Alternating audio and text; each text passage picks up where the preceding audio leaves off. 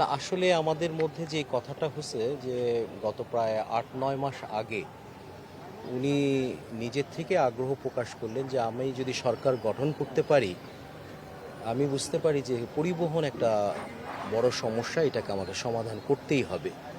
জনগণের জন্য জনগণ বান্ধব একটা পরিবহন ব্যবস্থা দিতে হবে। তো উনি যেহেতু ১৬ বছর ধরে লন্ডনে ছিলেন, গণপরিবহনটাকে উনি খুব কাছ থেকে দেখেছেন।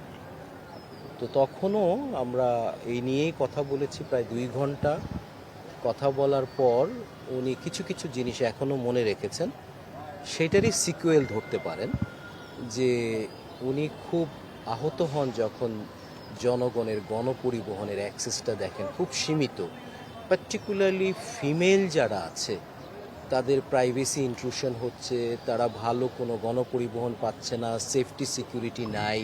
কি করা যায়, এই কি করার ভাবনা থেকেই আমার সাথে কথা বলা।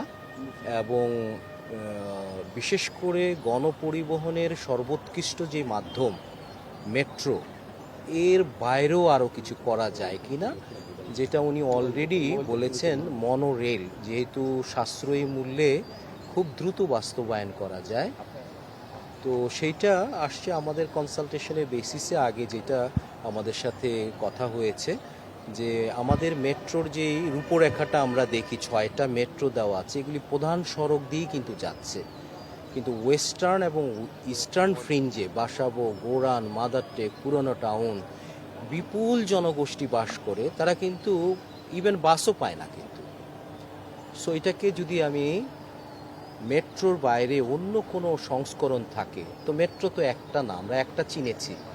মেট্রো কিন্তু ভারী মেট্রোটাকে বলা হয়, এটার যেমন দরকার আছে ব্রডব্যান্ড কানেকশন, পাশাপাশি কিন্তু লাইট রেলও দরকার আছে, মনোরেল দরকার আছে, বাস রুট ফ্র্যাঞ্চাইজ দরকার আছে, বাস র্যাপিড ট্রানজিট বিআরটি দরকার আছে, এবং অর্ডিনারি বাস সব কিছুই কিন্তু দরকার, কিন্তু রেগুলেটেড হতে হবে।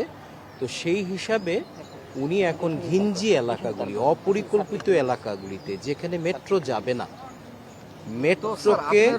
মেট্রোকে কমপ্লিমেন্ট করার জন্য, সাপ্লিমেন্ট করার জন্য আমরা আর কি করতে পারি, এইটার একটা স্টাডি করে ওনাকে একটা প্রস্তাব দেওয়া, যাতে করে এই বছরই ওনারা কাজ আরম্ভ করতে পারেন। অর্থাৎ ওনার আগ্রহ দেখলাম যে গণপরিবহনটাকে সুশৃঙ্খল করা, এবং এটা করতে গিয়ে যা যা করতে হয় দ্রুত গতিতে করার জন্য মেট্রোর জায়গায় হবে, কিন্তু এটা যেন সমন্বিতভাবে অন্যান্য যেই মেট্রো সংস্করণগুলি আছে সেগুলির সাথে যেন সমন্বিত হয়, সেই আগ্রহটা। কি আলোচনা হচ্ছে স্যার? প্রাথমিকভাবে আসলে ১৮০ দিনের একটা কর্মসূচি সরকার বলছে, সেক্ষেত্রে প্রাথমিকভাবে আপনি কি পরামর্শ দিয়েছেন? এটা মনে হয় প্রাথমিকের মধ্যে থাকবে না, প্রাথমিকের মধ্যে থাকবে মহিলাদের জন্য আবেদন সৃষ্টিকারী এবং সিকিউর গণপরিবহনের বাস মহিলারাই চালাবে। এবং সবচেয়ে বড় আগ্রহটা দেখলাম, খুব ভালো লেগেছে, তিনি ইলেকট্রিফিকেশন বাস দিয়ে আরম্ভ করতে চাচ্ছেন। এটা কিন্তু অন্যান্য দেশেও যখন বিদ্যুতের দিকে চলে গেছে, কারণ আগামী ১৫-২০-৩০ বছর পর আর কিন্তু ডিজেল গাড়ি নাও পাওয়া যেতে পারে, বাড়াবেই না, সব ইলেকট্রিক্যাল হবে। সো প্রতিটা দেশের গভর্নমেন্ট এই যে ট্রানজিশন পিরিয়ডে বাসকে দিয়ে আরম্ভ করেছে, কারণ ডিজেলে চলে, অনেক পলিউশন হয়। সেই হিসাবে ওনারও একটা আগ্রহ দেখলাম, উনিও চাচ্ছেন ১৮০ দিনের মধ্যে ইলেকট্রিক বাস ভিত্তিক গণপরিবহন প্রথমেই বিশেষ করে মহিলাদের জন্য এইটা করার জন্য একটা আগ্রহ। রেশনালাইজেশন নিয়ে কি কথা হয়েছে স্যার? সেটার ব্যাপারে ওনার অনেক আগ্রহ আছে। আমি চমৎকার লাগলো, উনি যখন গুলশান থেকে বের হন, উনি কিন্তু ঢাকা চাকার পারফরমেন্স দেখেন, এখনও হাতির ঝিলেরটা দেখা সম্ভব হয় নাই।